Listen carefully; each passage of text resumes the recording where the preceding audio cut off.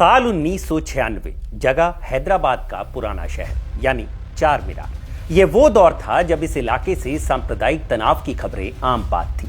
ऐसे ही एक तनावपूर्ण माहौल के दौरान पुलिसिया गोली से एक नौजवान की मौत हो जाती है। इस खबर से इलाके के लोगों में गुस्सा था। गुस्साए लोग पहुंचे इलाके के विधायक तक। लंदन से बैरिस्टर की पढ़ाई कर लौटा तेज तर्रार नौजवान विधायक, एक ऐसा विधायक जो विधानसभा में बोलता तो विरोधी उसे नजरअंदाज नहीं कर पाते थे। लोगों की अपील के बाद इस विधायक ने चंद्रबाबू नायडू की सरकार के खिलाफ मोर्चा खोल दिया। आंध्र प्रदेश सरकार और मुख्यमंत्री से मांग की कि पुलिस की गोली से मारे गए नौजवान के मामले पर विधानसभा में बहस कराई जाए। मुख्यमंत्री इस मांग पर राजी हो गए और इस बहस की तारीख तय हुई 12 दिसंबर 1996। इस तारीख को लेकर भी विवाद हो गया क्योंकि 11 दिसंबर 1996 को इस नौजवान विधायक की शादी थी। उसने इल्जाम लगाया कि जानबूझकर उसकी शादी के ठीक अगले दिन बहस की तारीख तय की गई है ताकि वो बहस में हिस्सा ना ले सके। लेकिन सूबे की सरकार ने उस विधायक के जज्बे को ठीक से आंका नहीं था। लोगों को लग रहा था कि शादी के अगले दिन वो विधायक कहां ही विधानसभा पहुंच पाएगा। लेकिन ये कयास तब धरे के धरे रह गए जब शादी के ऐन बाद बहस के दिन उस विधायक ने ठीक 7 बजे पूरी तैयारी के साथ विधानसभा में कदम रखा और जोरदार भाषण दिया।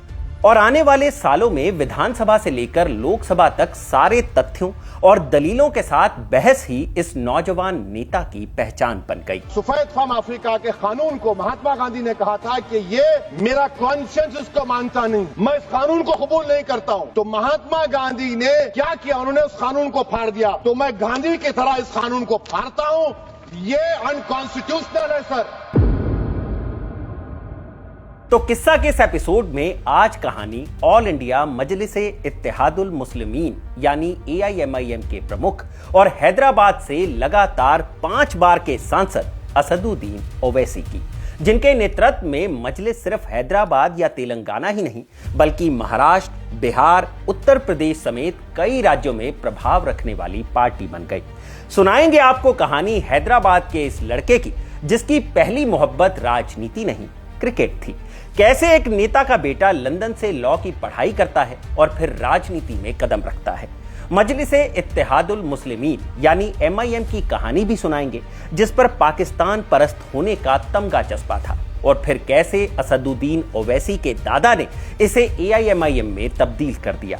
क्या है वो किस्सा जब ओवैसी के पिता सलाउद्दीन ओवैसी को अपनी वफादारी साबित करने के लिए हजारों की भीड़ के सामने कुरान हाथ में लेकर कसम खानी पड़ी। बात होगी उस लव मैरिज की जिसने ओवैसी के परिवार में दरार पैदा कर दी। क्या था अकबरुद्दीन ओवैसी का वो बयान जिसने असदुद्दीन ओवैसी की राजनीति को ग्रहण लगा दिया था।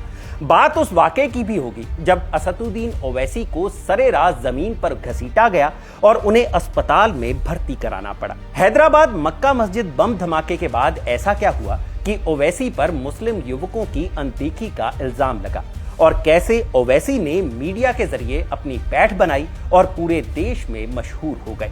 आखिर क्यों AIMIM को भाजपा की बी टीम कहा जाता है? वंदे मातरम और भारत माता की जय बोलने से आखिर ओवैसी को परहेज क्यों है? नमस्कार, मैं हूं भूपेंद्र सोनी और आप देख रहे हैं खबर गांव और ये किस्सा है असदुद्दीन ओवैसी का।